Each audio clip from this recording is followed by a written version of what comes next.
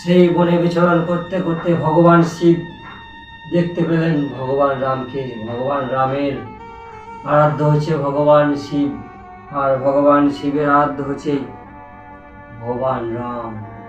তাই ভগবান রাম বলেছেন যে আমাকে যে স্মরণ করে আর বিরুদ্ধে ভগবান শিবকে যে অপমান করে তার পুণ্যের ফল পাওয়ার কোনো উপযুক্ত নেই, আর সে কোনোদিনও আমার ধামে আসতে পারবে না। আর বলেছেন ভগবান শিবকে যে মেনে নেবে আর আমাকে যে স্মরণ করবে সে আমার ধামে চলে আসবে। ভগবান শিব ওই শিব পুরাণে এ কথা বলেছেন যে আমাকে যে মেনে নেবে, অথচ ভগবান বিষ্ণুর যে অবদান আছে যদি না মানে তাহলে সে কোনোদিনও আমার ভক্ত হতে পারে না, আমার কাছে কোনোদিনও তার ঠাঁই নেই, এ কথা বলেছেন।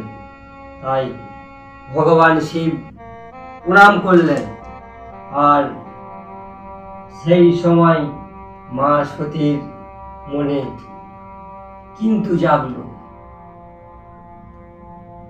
শুধু মা সতীর মনে না, এই জগতের সব নারীদের মনে কিছু না কিছু কিন্তু জাগে যে কেন আমার স্বামী কাজ করলো, কি করছে আমার স্বামী, কোথায় যাচ্ছে।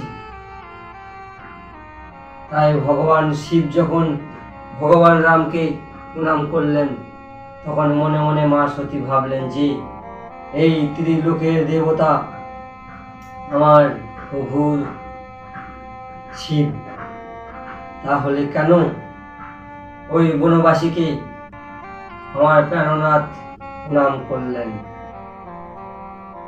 ভাবছেন যে ত্রিলোকের সমস্ত মানুষ দেবতা শিবের পূজা করে, আর ভগবান